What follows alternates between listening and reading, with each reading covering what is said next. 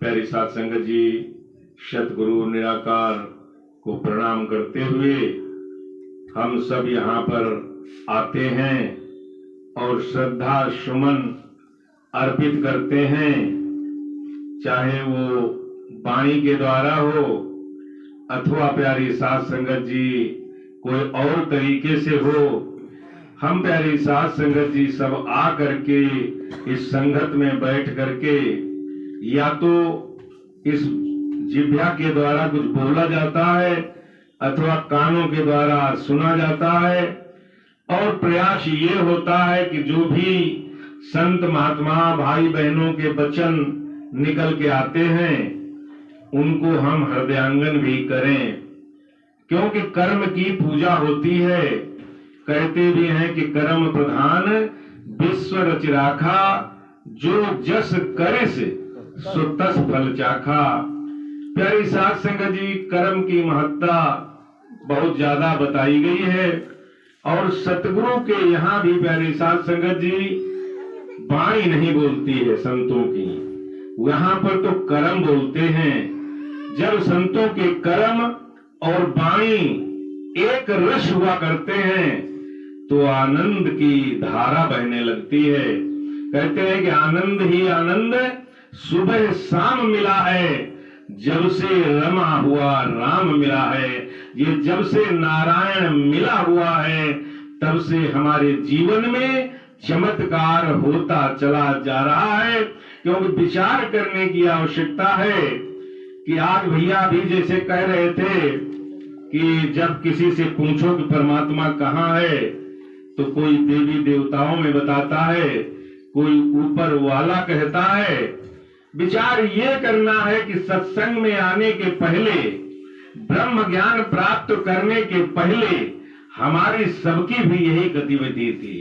और प्यारी साध संगत जी, ये आधार अगर न होता, ये प्राइमरी की शिक्षा अगर न होती तो आज प्यारी साध संगत जी विश्वविद्यालय में बैठने का अवसर नहीं मिलता है।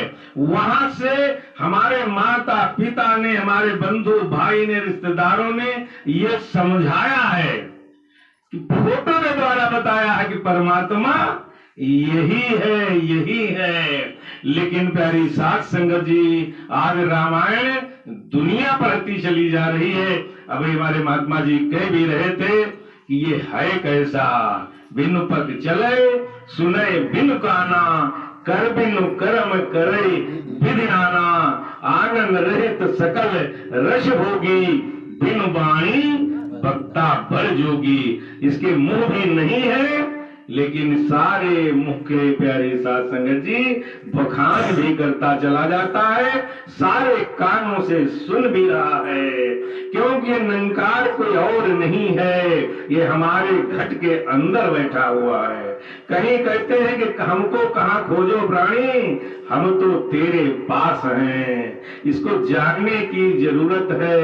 और रामायण में भी लिखा है, ईश्वर अंश जीव अविनाशी, चेतन अमल सहज सुख राशि।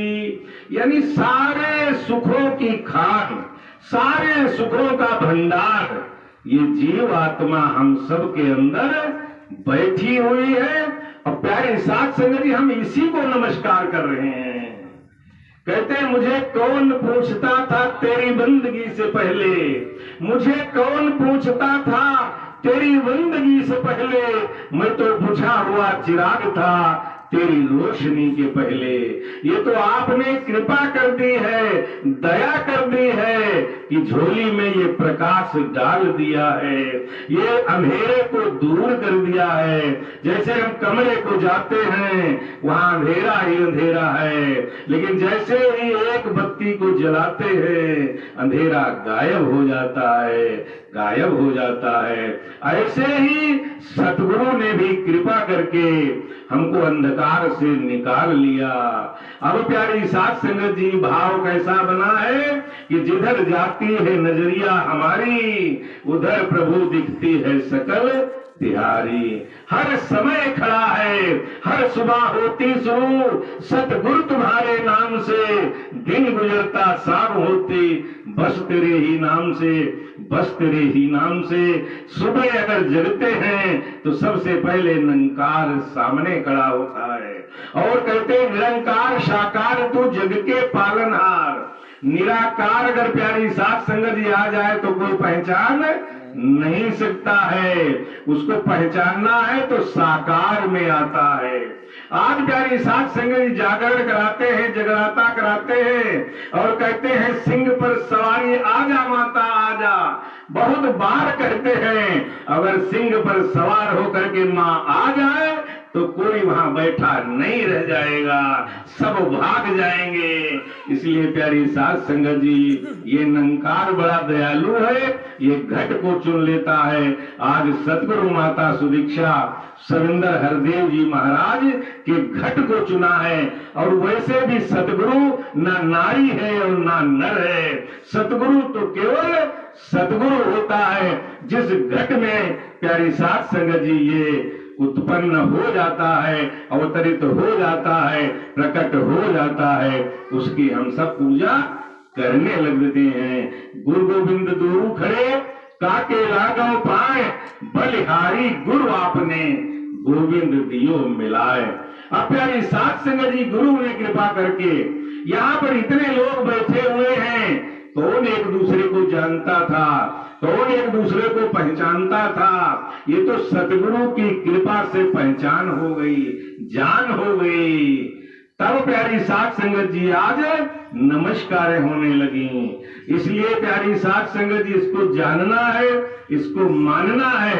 अब फिर प्यारी साध संगत जी एक हो जाना है। तो ये एक स्लोगन भी आया था बाबा जी के टाइम में कि एक को जानो, और अवतार वाणी में भी दिया है, एक को जानो एक को मानो, एक को पाना भक्ति है, बाकी सारे कर्म छोड़ ये कर्म कमाना भक्ति है। ये कर्म जो बताया गया है इसको जानना है और सभी ने इसको जाना है सतगुरु कृपा से। तभी तो कहते हैं कि हमने देखा है प्रभु को, देखा है कण कण में हाजिर हजूर। हमने सभी ने देखा है, हर कण में कोई भी कण, कोई भी घट ऐसा नहीं है जहां ये निरंकार नहीं है। जो ऊपर वाला था अब वो नीचे आ गया है, नीचे आ गया है, क्योंकि हरि व्यापक सर्वत्र समाना, और प्रेम से प्रकट मोहि मैं जाना। जिसके अंदर प्रेम प्रकट हुआ वही जाना है। रामायण तो सभी पढ़ते चले आते हैं, कौन नहीं पढ़ता है। कहते नाथ सकल संपदा तुम्हारी, अब मैं सेवक समेत सुत नारी। लेकिन किसी से पूछो भैया थोड़ी मदद कर दो, कहने के टाइम नहीं। थोड़ा पैसे से मदद कर दो, कहने को अपने लिए। अभी तो नाथ सकल संपदा सब तुम्हारी है, और यहाँ पर जो कहा जाता है वही किया जाता है। यहाँ पहले ही प्रण में तन मन धन ले लिया है। अब प्यारी साध संगत जी, पता है कि न तन है, न मन है, न धन है, तो किस चीज का ज्ञान है? हमारा कुछ है? हमारा कुछ नहीं है।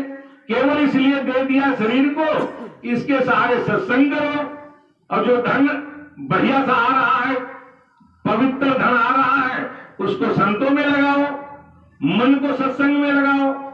और प्यारी साध संगत जी कहते हैं भक्ति स्वतंत्र सकल गुण खानी, सारे गुणों की खान है, लेकिन मिलती कहाँ है?